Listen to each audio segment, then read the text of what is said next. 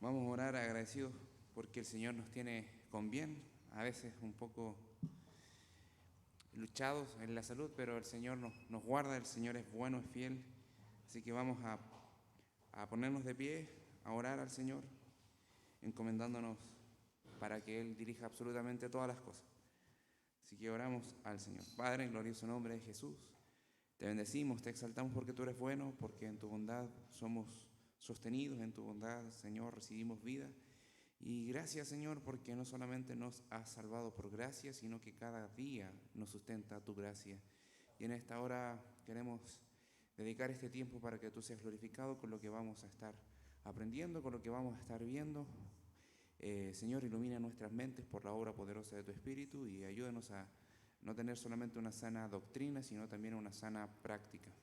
Oramos, Señor, en el glorioso nombre de Jesús. Amén. En esa misma posición, buscamos el Salmo 112 y vamos a leer algunos versículos.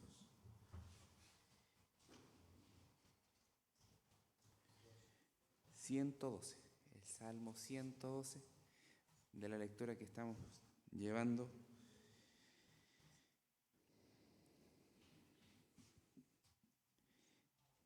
Dice así la palabra del Señor.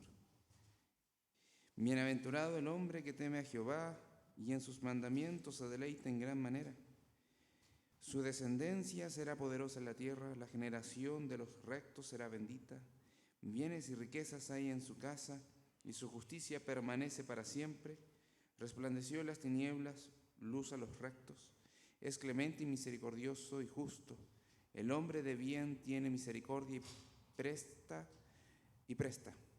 Gobierna sus asuntos con juicio, por lo cual no resbalará jamás. En memoria eterna será el justo.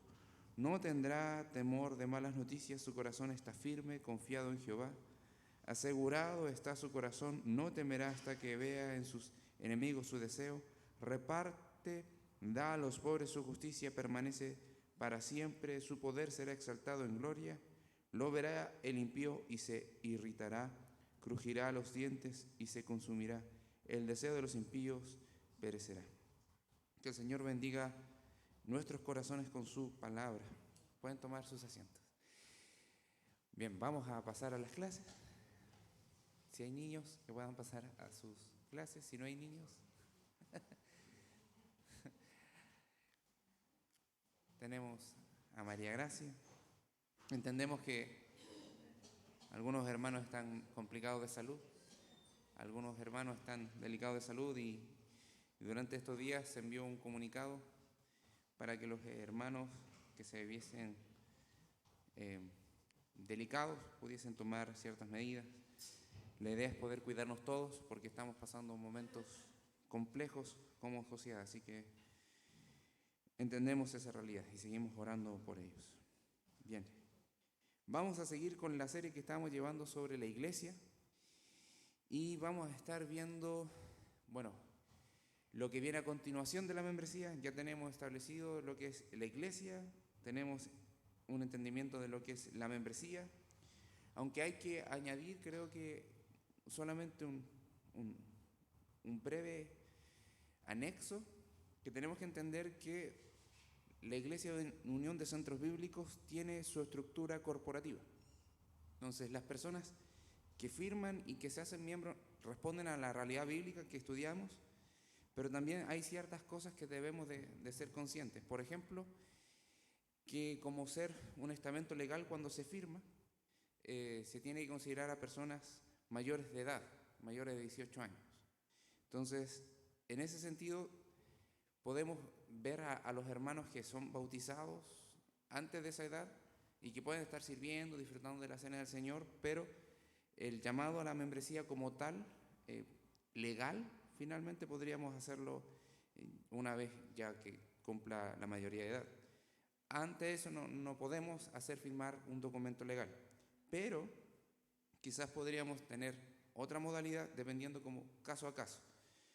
Pero ese es un asunto interno que debemos de ver, pero no es la instancia para conversar de eso, así que vamos a avanzar en este sentido. Y algo importante para ser constantes para el cuidado de los demás hermanos, para el cuidado de toda la iglesia en sí, es un concepto que a veces ha sufrido, una mala reputación. Ya se le ha dado una mala reputación a lo que vamos a ver hoy en día. Y a veces ha generado divisiones, a veces en vez de generar más bendición ha generado una especie de daño. Así que vamos a estar hoy día hablando de la disciplina de la iglesia. Ya. Y para eso me gustaría avanzar una diapositiva y preguntar para ustedes, ¿qué consideran que es la disciplina bíblica o la disciplina en la iglesia?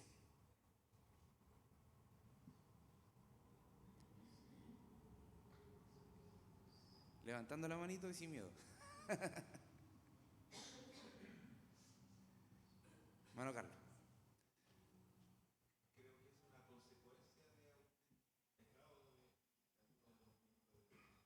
Sí, puede entenderse también como una consecuencia, porque en la ausencia de pecado, ¿para qué vamos a disciplinar, cierto? ¿Sí? Mano Pedro.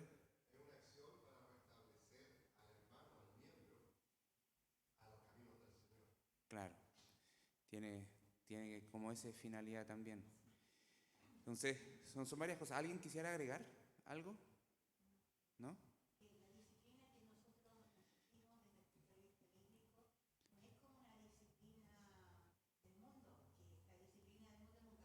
Ujú.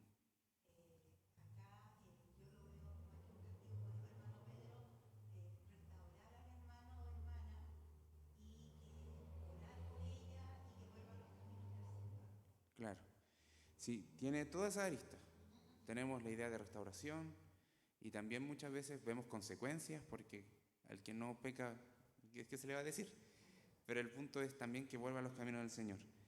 Lo vamos a estar definiendo de la forma siguiente. Dice que es el acto por el cual la iglesia confronta el pecado de alguien que se llama al arrepentimiento. Eso como que busca llamar al arrepentimiento al hermano porque tenemos como precedente que es alguien que ha pecado. Pero entendemos bien que es un proceso que busca la restauración espiritual del mismo. Pero si la persona no se arrepiente, culmina excluyendo a un cristiano profesante de la membresía de la iglesia y participación en la cena del Señor debido al grave pecado de no arrepentirse. Ya, eso es grave. ¿Por qué? Estamos diciendo que hay alguien que estaba entre nosotros, que se declaraba cristiano y que en cierta medida nosotros también avalamos que era creyente. Pero cuando vemos la ausencia de arrepentimiento y es perseverante en su pecado, no podemos hacer más otra cosa que llamarlo como el Señor nos llama a la iglesia a considerarle, como publicano y gentil. Y eso lo vemos en el Mateo 18 y vamos a estar citando esos pasajes. Pero es un proceso, no es como ya de buena y primera, no eres mi hermano y no te sientas más a la mesa del Señor. No es a buena y primera, sino que es un proceso. Es un acto reiterativo, es constante. Y se invierte tiempo, se invierte trabajo, se invierte esfuerzo, se invierte amor, se invierte paciencia, se invierte tiempo con la persona. Ahora, en un sentido más amplio, podemos ver la siguiente, dice que es la que hace toda la iglesia para ayudar a los miembros a buscar la santidad y luchar contra el pecado. O sea, lo que hace toda la iglesia, liderada ciertamente por los pastores, pero que busca la santidad de cada uno de los participantes y miembros de la congregación o asistentes regulares de la congregación. Entonces, buscamos la santidad y la lucha contra el pecado, fortalecerlos en esa lucha, porque tenemos lucha constantemente contra nuestra propia carne, con nuestras tentaciones que están ahí frente a nosotros y que muchas veces no le prestamos la suficiente atención, no estamos suficientemente atentos a estar velando en esa realidad. Entonces vemos que la predicación busca discipular y es un medio de disciplinar, la enseñanza de diferentes tipos, la oración, el culto corporativo, el culto público, las relaciones de responsabilidad cuando tenemos liderazgos, diferentes tipos de liderazgo, pero también cuando vemos la vinculación de los miembros entre unos y los otros, la supervisión. Recordar que los pastores también son llamados obispos. Los ancianos son llamados pastores y los ancianos pastores son llamados obispos, que son sobreveedores. Entonces hay una supervisión piadosa, ¿ya? Eso busca en amor. Estamos atentos de sus vidas y en ese sentido buscamos que los hermanos estén siendo enseñados y siendo llamados constantemente a que si se tienen que arrepentir de algo, que se arrepientan constantemente de su pecado. Entonces, eso en un sentido más amplio. Algo específico es lo que vimos anterior, pero algo más amplio también se entiende la disciplina que abarca la realidad de la iglesia, lo que hacemos en la iglesia prácticamente. Porque, de hecho, podemos ver, vamos a 2 Timoteo 3:16. Y aquí tenemos un versículo interesante. Y nosotros normalmente lo utilizamos para hablar de lo que bien habla ahí, de la inspiración de las Escrituras. Pero la inspiración de las Escrituras están al servicio de enseñar, versículo 16, para convencer, que es redarguir, para corregir, que eso también llama a la idea de llamar al arrepentimiento, para instruir en justicia. Y instruir en justicia no es otra cosa que entrenarnos disciplinadamente en la justicia. Entonces, la enseñanza constante de la palabra del Señor, para aprender, para ser convencidos, para llevar al arrepentimiento, tiene en su base de entrenarnos disciplinadamente para la justicia. Eso es lo que está queriendo decir instruir en justicia. La instrucción no es aprender contenido. Busca esta instrucción llevar a cabo en la práctica el contenido. Y para ello es, en la palabra en sí misma, en el original, habla de disciplina. Entonces, todo lo que se hace en la iglesia busca disciplinar a los hermanos de una forma piadosa.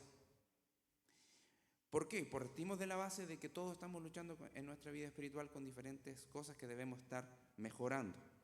Entonces, en ese sentido, la base de la Escritura es, vamos a estar predicando y enseñando a hermanos que están creciendo y madurando en la fe, pero que tienen que cada día estar santificándose también delante de la presencia del Señor. Entendemos que somos santos por Cristo, pero en la práctica eso también se tiene que reflejar. Y a eso se le llama también la santificación progresiva. Entonces, continuamos. ¿Qué es la disciplina? A continuación, en la siguiente diapositiva vemos que la disciplina no es algo ejercido por una persona enojada, seria, que solamente está reclamando porque las personas son desobedientes. No, es un acto de amor. Es un acto de amor. Si amamos, aplicaremos disciplina. Si no amamos, vamos a hacer vista gorda. Y eso no es algo mío, sino que es parte de la visión de Dios. La disciplina de Dios es vista como una expresión de su amor. De hecho, es una de las marcas de que usted es en realidad un hijo de Dios. Eso es lo que vemos en Hebreos. Y vemos en la siguiente diapositiva que ahí está el texto en Hebreos 12, de 12 al 5.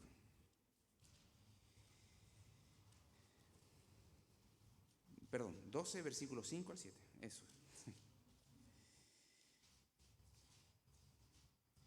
Entonces, nosotros teniendo esta base bíblica, podemos vernos convencidos de que la iglesia de Cristo debe de disciplinar. Y ya entendemos que hay una disciplina general y una disciplina específica. Una disciplina general que trata con los pecados generales de todos los asistentes, de todos los miembros, y una específica que aborda pecados que son más graves, más recurrentes, y vemos que el hermano está pidiendo encarecidamente ayuda. La disciplina bíblica se presenta en diferentes escenarios. Podemos entender a hermanos que están pidiendo la disciplina, hermanos que no están pidiendo la disciplina y que están convencidos de que están viviendo una vida cristiana, pero quizás en sus actos hay una cierta contradicción. Entonces, si nosotros vemos que el Señor disciplina a sus hijos, la iglesia y los líderes que están al cuidado de los hijos, que también los líderes son hijos de Dios, debemos de aplicar esto de una forma formal, una forma piadosa, una forma que busque restaurar. ¿Y qué vemos de los versículos 5 al 7? Ya habéis olvidado la exhortación que como a hijos se os dirige diciendo: Hijo mío, no menospreciéis la disciplina del Señor, ni desmayes cuando eres reprendido por Él, porque el Señor al que ama disciplina y azota a todo el que recibe por hijo. Ya. Claramente hay criterios que están reservados solamente para el Señor y otras cosas que están puestas en las manos de la iglesia. Por ejemplo, nosotros no vamos a azotar a nadie. El Señor es el que lleva a cabo eso. ¿Cómo disciplina? Bueno, una de las medios de disciplina de parte del Señor es tratando en el mismo cuerpo de la iglesia local, llevando a cabo una corrección de algún pecado evidente. Bien, ¿qué dice? Bueno, igual se nota, pero no sé si... En la siguiente podemos ver, y redacté por ahí que dice que Dios nos ama mucho para simplemente dejarnos donde estamos.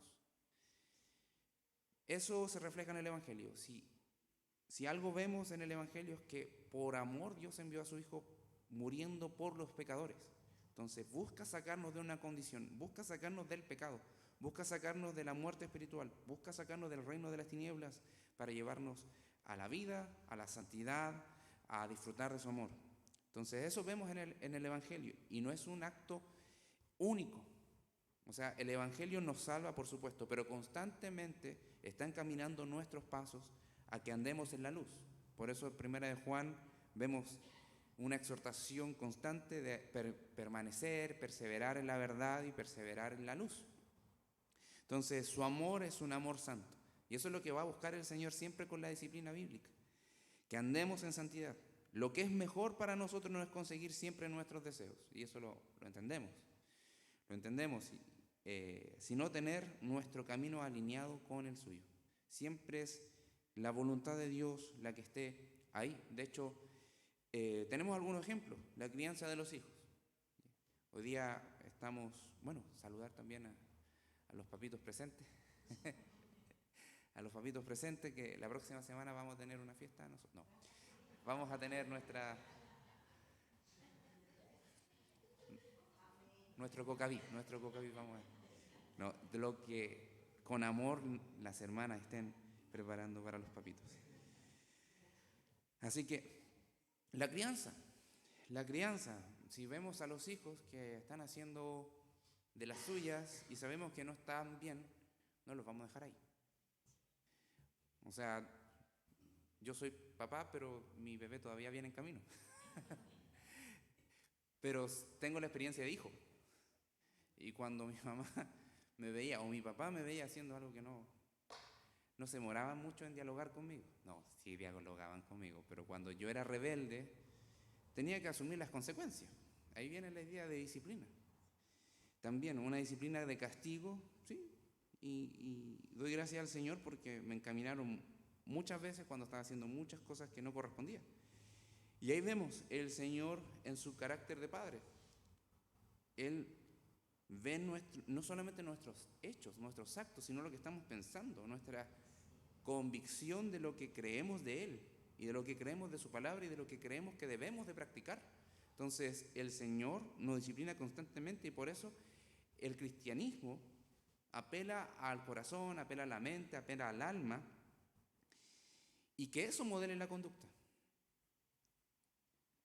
No al revés, porque hay muchos que caen en eso y se forma solamente una religiosidad. No vemos la condición del alma, no vemos una respuesta en adoración al Señor. La adoración no es solamente hacer lo que dice la letra, sino conforme internamente lo que dice la letra. La adoración tiene una forma y tiene un fondo. Y vemos, por ejemplo, casos en la Escritura. Vemos que Samaria tenía un templo que lo hizo en un monte que no debía de haberlo hecho. Pero tenían el ánimo de adorar al Señor. y tenían todas las ganas y estaban dispuestos a entregarse lo que el Señor les pidiera, ellos hacían. Pero esa adoración estaba imperfecta. Y así trató el Señor con Samaria. O sea, me están adorando lo que no saben, dijo el Señor. Hablando con la samaritana, ustedes están adorando lo que no saben. El ánimo estaba correcto, pero el fondo estaba mal. Entonces no era solamente obedecer que teníamos que adorar, sino conforme con el fondo y la forma. Y el Señor dice, bueno, los judíos sabemos lo que adoramos y cómo debemos de hacerlo. Pero también estaba muy manchado por la práctica y el Señor encara. Ustedes retienen la ley. Encaró muchas veces a los israelitas, fariseos, sacerdotes, los encaró en constantes ocasiones. ¿Para qué? Para decirle, ustedes tienen las dos cosas. O sea, deberían tener un sentir como los samaritanos, pero aplicando lo que ustedes tienen como conocimiento. Porque a ellos les dijo, este pueblo de labios me honra, pero su corazón, el ánimo, su espíritu estaba lejos de Dios. Entonces, aparentemente estaban adorando, pero su corazón no. Entonces, el cristianismo apela a la mente, apela al alma, apela al corazón, apela a que se generen estas convicciones. Entonces, la disciplina bien aplicada va en esa dirección. Va atrás de esta idea. No es una falta de amor, sino todo lo contrario. No es buscar una división entre el hermano que está en un proceso formal de disciplina versus aquellos que consideramos que estamos constantemente yendo en arrepentimiento y fe. No una división, sino buscamos tener la sanidad del cuerpo de Cristo. Eso es. Y no es innecesaria, como ya vemos, hay un aspecto general y un aspecto más formal o específico. ¿Sí? Entonces tenemos dos tipos de disciplina. Y algunos hermanos, por ejemplo, Mark Dever, considera que hay dos tipos de disciplina y yo estoy de acuerdo, una formativa y una correctiva. La formativa es algo que normalmente nosotros estamos involucrados. La formativa es ser enseñado, es ser exhortado, ser animado de forma pública, de forma privada, pero es lo que hacemos siempre como iglesia, que los hermanos estén siendo instruidos en justicia de acuerdo a lo que se ha enseñado para practicar la sana doctrina.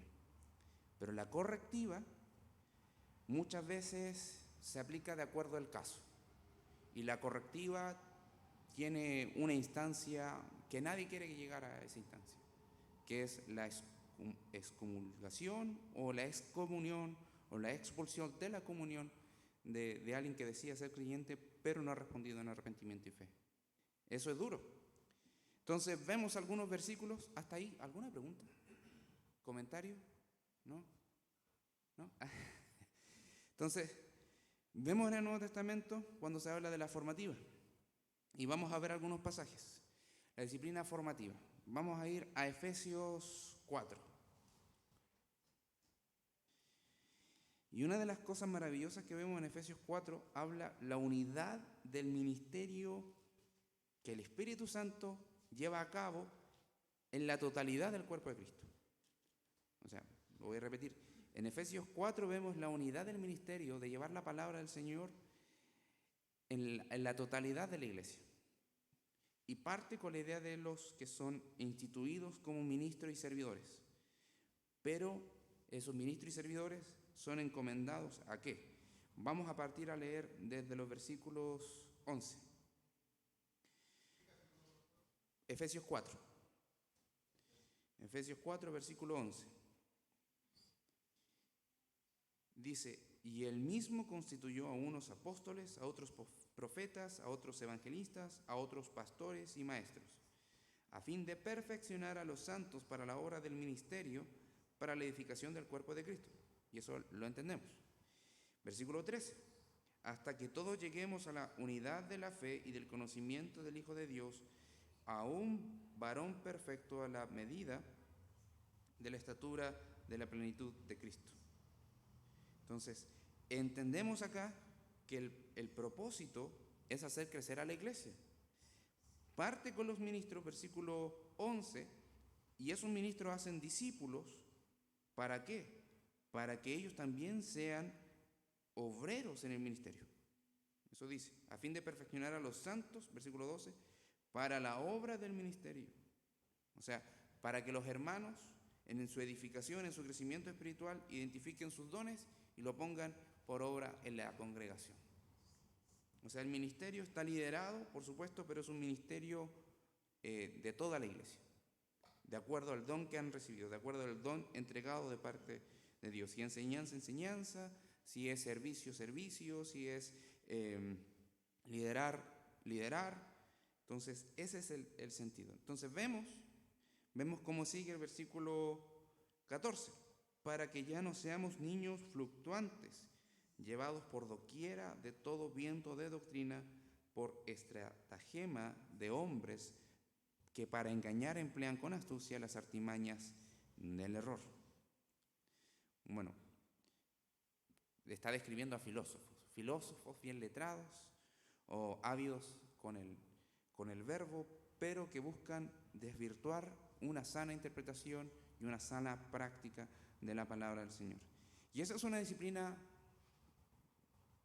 general, que no es de enseñanza, sino que buscamos una instrucción en justicia y entrenarnos para practicar la justicia. Y también tenemos Filipenses 2. Filipenses 2, del versículo 1 en adelante.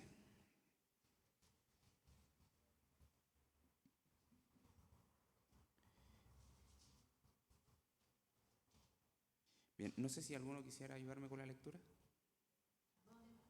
Versículos del 1, en este caso, hasta el 11.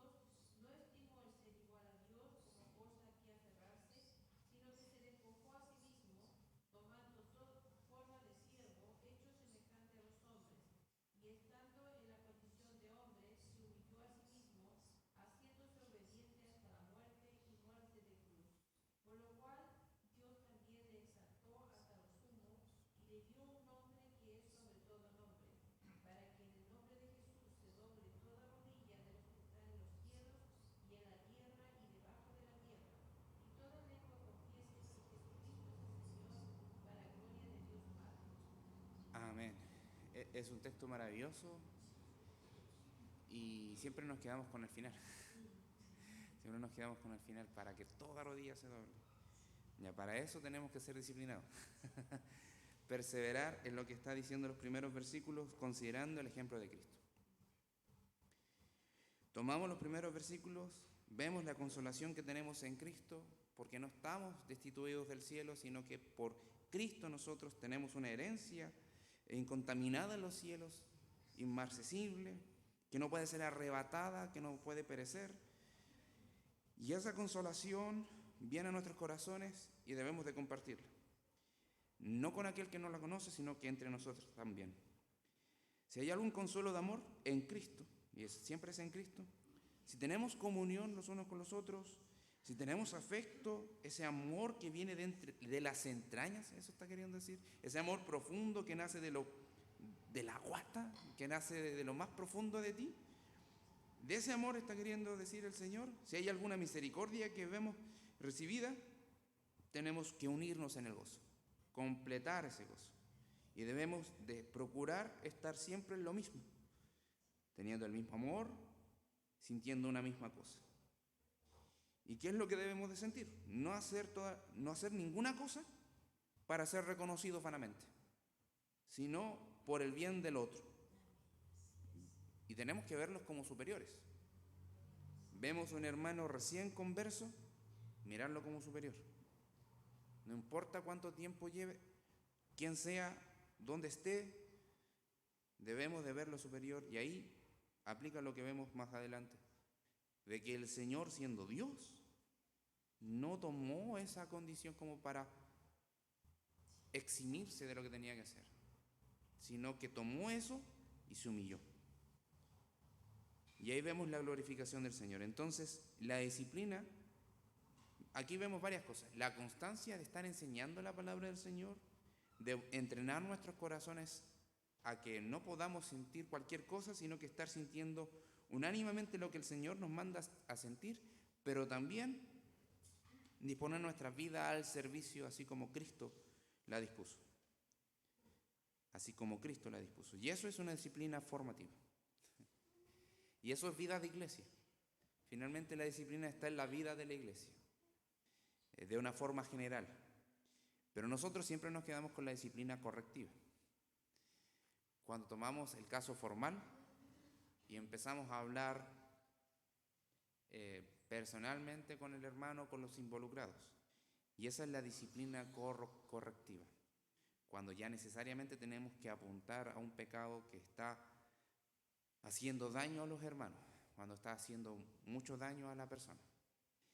Y ese es un tiempo que muchas veces nosotros nos tomamos con consejería bíblica, tomamos con apoyo de otros hermanos, dependiendo de lo que el Señor nos haya entregado como don para poder tratar con la vida del hermano.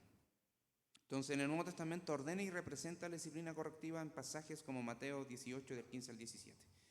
Y ahí no solamente encontramos la disciplina correctiva, sino que también encontramos el proceso de la disciplina. El proceso de la disciplina. Y vamos a ver en 1 Corintios también, 2 Corintios, y vamos a ver todos esos pasajes que están ahí. Pero vamos a hacer una definición previa. La disciplina de la iglesia es el acto de excluir, ¿ya?, a alguien que profesa ser un cristiano de la membresía de la iglesia y de la participación en la cena del Señor por graves pecados impenitentes, o sea, que no reconoce su condición penitente, que se niega a abandonar. En ese sentido estamos viendo esto, y es lo que hemos visto en otra ocasión como 1 Corintios 5, pero eso creo que lo vamos a ver la próxima semana por cosas de tiempo. Bien, preguntas, comentarios, ¿no?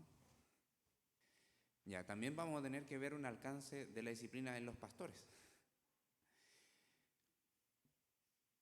O sea, ¿es posible que los pastores sean disciplinados de esta manera? Bueno, yo creo que la respuesta cabe, o sea, no debiese ser. Ahora, ¿podría un pastor entrar en consejería bíblica por diferentes casos, por diferentes problemas? Por supuesto, quizás se puede encontrar en debilidad de alguna manera. Es como lo que escuchamos ayer. O sea, hay veces que encontramos que la salud mental está relegada y a veces la demonizamos.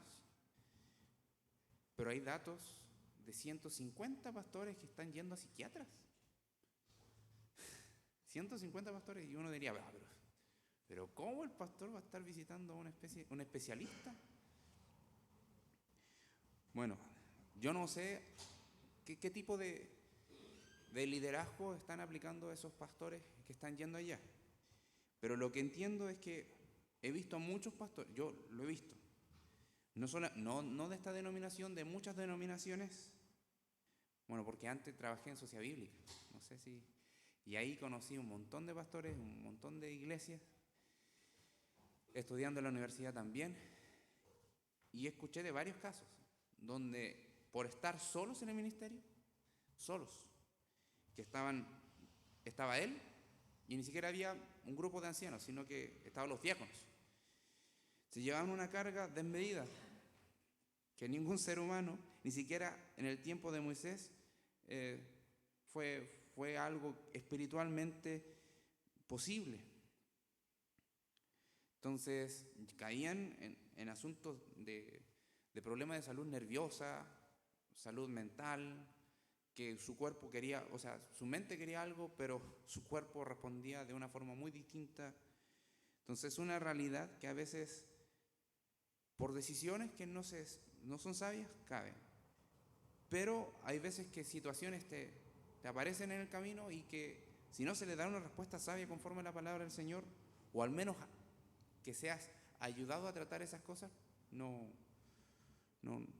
a veces es necesario tomarse un respiro. Yo lo he visto.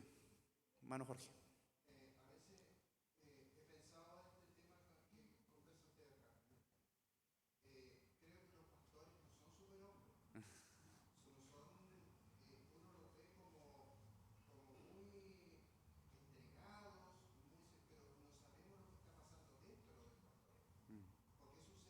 Sí.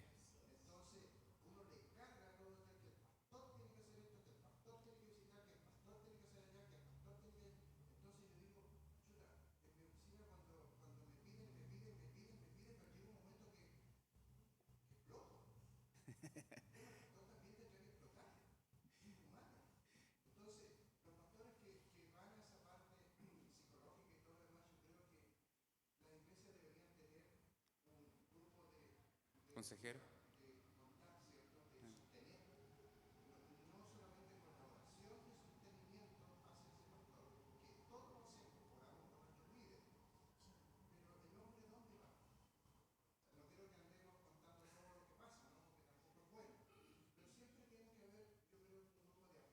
Sí.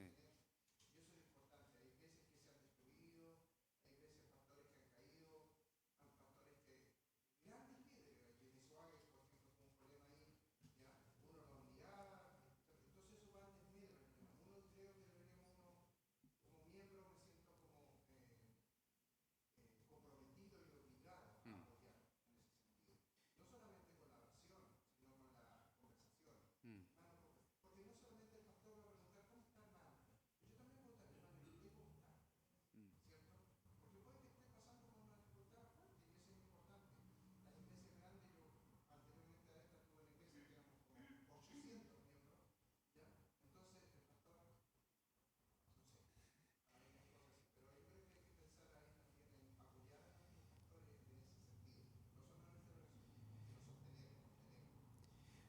Sí, igual tomando un poco eso, podemos considerar que estamos creciendo.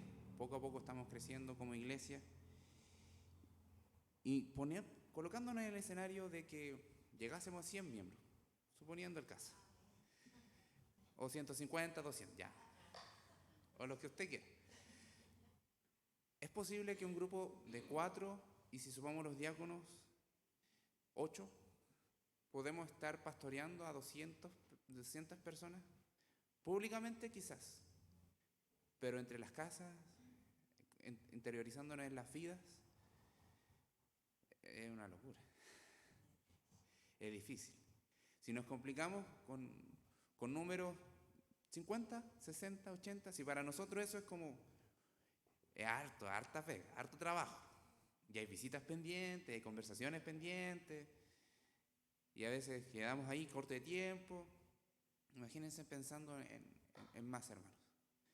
Entonces la disciplina nos tiene que llevar a pensar primero en la formativa, ¿sí? En capacitarnos y capacitar a otros para sumar más en el equipo. Y si toda la iglesia sirvió, ¿por qué no? Y después, en el otro sentido, ver estos casos específicos.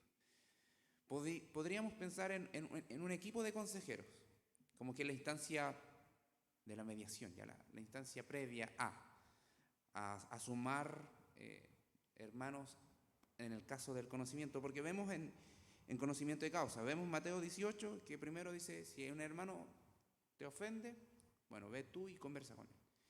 Si no quiere oírte, ve, toma 2 testigos, ya son 3, y vamos con el hermano. Si no, bueno, llamamos a los ancianos. Y si no, bueno, vamos a la congregación.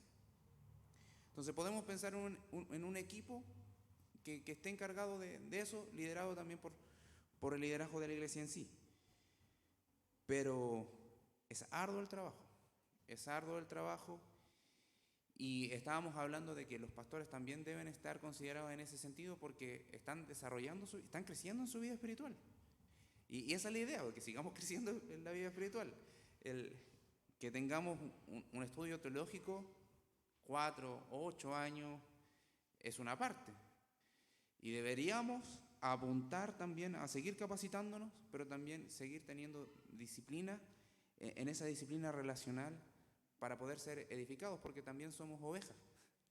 Somos pastores, cumplimos una función, pero somos ovejas. Y hay un hermano, el otro día estábamos leyendo un libro con el directorio que decía que los pastores no somos copastores de Dios, porque Él es el buen pastor. No somos copastores, somos quizás el perro ovejero. Así lo decía el hermano. Aunque suene raro, pero estamos ahí, somos mandados por el Señor, que estamos ahí también entre medio, cuidando, velando, estando atentos. Lo que nos instruya el buen pastor, eso tenemos que hacer. Entonces, la próxima semana vamos a seguir con esto. Sí, yo creo que vamos a tener tiempo. Pero vamos a seguir con la ayuda del Señor en esto. Así que, ¿cuánto más necesitamos de la gracia del Señor? Necesitamos del poder del Espíritu, no trivializar la santidad práctica en nuestros hogares, en nuestra mente, y buscar constantemente ser guiados, andar llenos del Espíritu, porque para cumplir con esto no podemos con nuestra humanidad. Necesitamos del poder de la palabra, necesitamos del poder de Dios, necesitamos del poder de su Espíritu. Bien, vamos a terminar en oración, así que, hermano César, si puedes orar, y también por el break.